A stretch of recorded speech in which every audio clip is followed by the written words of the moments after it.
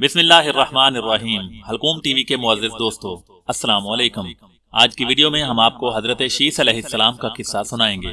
اس video میں ہم آپ کو بتائیں گے کہ حضرت شیس علیہ السلام کا شجرہ نسب کیا ہے، دنیا میں قتل کی ابتدا کس نے اور کیوں کی، حضرت آدم علیہ السلام کے بیٹے حابیل کو کس نے قتل کیا، اللہ تعالیٰ نے کوے کے ذریعے لاش دفنانے کا طریقہ کیسے سکھایا، ابلیس کی اولاد شیطانوں جنوں کو کس پیغمبر کے بیٹے نے مار مار کر انسانی آبادیوں سے دور بھگایا۔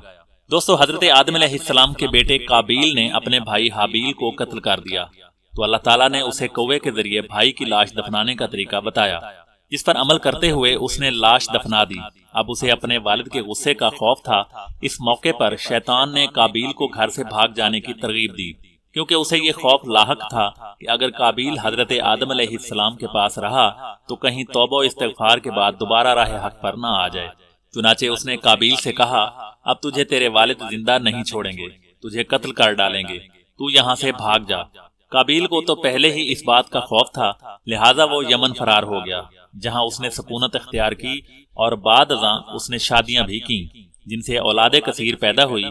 قابیل نے اپنے والد کے دین حق سے بغاوت کر کے پہلے آتش پرستی شروع کی، پھر شیطان نے اسے پتھر سے بت بنانے کا طریقہ سکھا دیا۔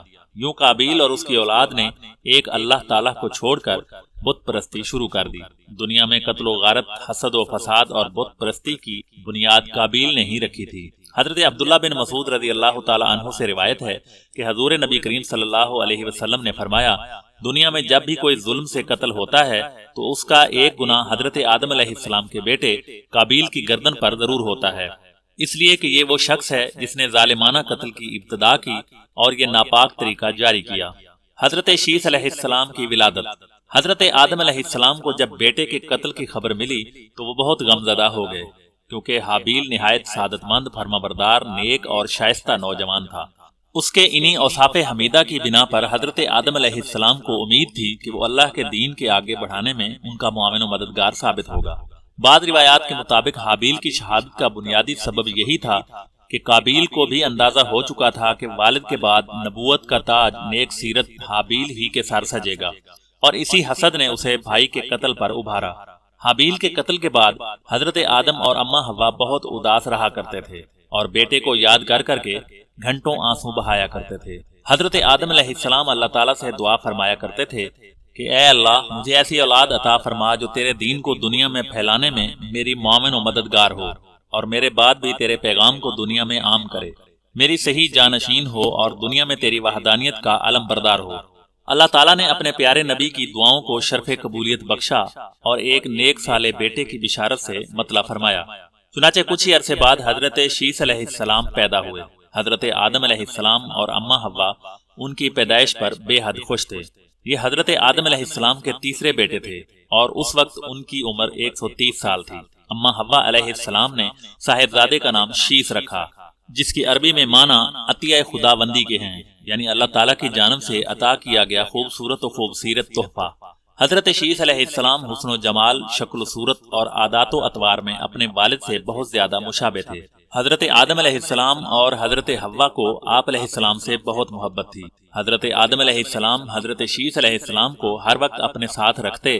آپ علیہ السلام کو اس بات کا علم ہو چکا تھا کہ ان کی اولاد میں سے یہ بچہ ان کا جانشین ہوگا، چنانچہ انہوں نے شروع ہی سے ان کی تربیت پر خصوصی توجہ دی۔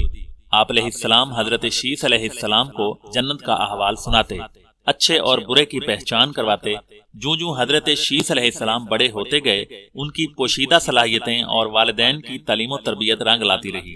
حضرت آدم علیہ السلام نے ان کو درس و تدریس اور وعظ و تبلیغ کے خوبصورت اور منفرد طریقے سکھائے، انہیں دن رات کی گھڑیوں کی پہچان کروائی، ان اوقات میں ہونے والی عبادتوں کی تعلیم دی۔ اس کے علاوہ طوفان نوح علیہ السلام کے بارے میں بھی آگاہ کیا، جو کچھ عرصے بعد آنا تھا۔ حضرت آدم علیہ السلام اور حضرت حوا کو حضرت شیس علیہ السلام سے بڑی امید تھی، جس کی بڑی وجہ یہ تھی کہ ان کا ایک بیٹا قتل ہو گیا تھا، دوسرا شیطان کا پیروکار بن کر کفر کے راستے پر چل نکلا تھا۔ اب اللہ تعالیٰ کے دین کو آگے پھیلانے اور شیطان کے شر کا مقابلہ کرنے کے لیے حضرت آدم علیہ السلام کے بعد حضرت شیس علیہ السلام ہی تھے۔ چنانچہ جب حضرت آدم علیہ السلام کی وفات کا وقت قریب آیا تو انہوں نے حضرت شیس علیہ السلام کو اپنا خلیفہ اور جانشین نامزد کیا۔ 960 برس کی عمر میں حضرت آدم علیہ السلام نے وفات پائی۔ حضرت شیس علیہ السلام نے حضرت جبرائیل علیہ السلام کے بتائے ہوئے طریقے کے مطابق والد حضرت آدم علیہ السلام کی تدفین کی۔ اللہ رب العزت نے حضرت شیس علیہ السلام کو نبوت کے عظیم منصب پر فائز فرمایا اور اولاد کثیر سے نوازا۔ پھر یہ کہ ان کی اولاد نہایت فرما بردار اور نیک بھی تھی، جو اپنے والد کے ساتھ تبلیغ دین کے کاموں میں مصروف رہتی تھی۔ روایت میں ہے کہ اللہ تعالیٰ نے اپنے پیغمبروں پر 100 صحیفے نازل کیے اور 4 کتابیں۔ ان 100 صحیفوں میں سے 50 صحیفے حضرت شیس علیہ السلام پر اترے۔ گو کہ قرآن کریم میں جن 25 انبیاء کرام علیہ السلام کے اسماء گرامی ہیں، ان میں حضرت شیس علیہ السلام کا نام شامل نہیں، تاہم احادیث مبارکہ میں ان کے نبی ہونے کی صراحت کے ساتھ ذکر ہے۔ حضرت شیس علیہ السلام نے اپنی پوری زندگی والد کی دی ہوئی تربیت کے تحت اللہ تعالیٰ کے دین کی سربلندی میں صرف کی۔ آخری عمر میں زیادہ ضعیف ہونے کی وجہ سے گوشہ نشین ہو گئے تھے، لیکن اولاد آپ علیہ السلام کے کام کو آگے بڑھاتی رہی۔ حضرت شیس علیہ السلام اپنے بھائی قابیل کی اولاد کے کفر و شرک میں مبتلا ہونے اور شیطان کا آلہ کار بنے رہنے کی وجہ سے بڑے فکر مند رہتے تھے اور انہیں راہ راست پر لانے کی کوششوں میں لگے رہتے تھے، جنہوں نے اپنے باپ قابیل کی شکل کے بت بنا کر ان کی پوجا شروع کر دی تھی۔ روایت میں ہے کہ دنیا میں موجود تمام انسان یعنی بنی آدم علیہ السلام حضرت شیس علیہ السلام کی اولاد ہیں، کیونکہ حابیل تو محض 20 برس کی عمر میں اپنے بھائی قابیل کے ہاتھوں شہید کر دیے گئے تھے اور انہوں نے کوئی وارث بھی نہیں چھوڑا تھا، جبکہ دوسرے بیٹے قابیل کی اولاد شیطان کی پیروکار اللہ کے نافرمان اور کفر پر گامزن تھی، جسے طوفان نوح میں غرق کر دیا گیا تھا۔ مسلمانوں کی طرح یہودی اور عیسائی بھی حضرت شیس علیہ السلام کو حضرت آدم علیہ السلام و حوا کا تیسرا بیٹا، نبی اور ان کا جانشین تسلیم کرتے ہیں، جبکہ وہ بھی اس بات کے قائل ہیں کہ موجودہ تمام انسان حضرت شیس علیہ السلام کی اولاد ہیں۔ حضرت شیس علیہ السلام لوگوں کو نصیحت فرمایا کرتے تھے کہ سچا مومن وہ ہے جو اللہ تعالیٰ کو پہچانتا ہو، نیک اور بد کو جانتا ہو، بادشاہ وقت کا حکم بجا لاتا ہو، والدین کے حقوق ادا کرتا اور ان کی خدمت کرتا ہو، صلہ رحمی کرتا ہو، غصے پر قابو رکھتا ہو، محتاجوں اور مسکینوں کے ساتھ حسن سلوک سے پیش آتا ہو، گناہوں سے پرہیز کرتا ہو، مصیبت کے وقت صبر کرتا ہو اور اللہ تعالیٰ کی نعمتوں پر اس کا شکر ادا کرتا ہو۔ حضرت آدم علیہ السلام کے انتقال کا وقت قریب آیا تو انہوں نے بیٹے حضرت شیس علیہ السلام کو اپنے قریب بلایا اور نصیحت فرمائی کہ اے میرے سعادت مند برخوردار، تم میرے جانشین بنو گے، چنانچہ تم تقوی اختیار کرو اور جب بھی اللہ تعالیٰ کا ذکر کرو تو اس کے ساتھ اس کے محبوب حضرت محمد صلی اللہ علیہ وسلم کا نام ضرور لیا کرو، کیونکہ میں نے ان کا نام عرش پر اس وقت لکھا دیکھا جبکہ میں روح اور مٹی کے درمیانی حالت میں تھا۔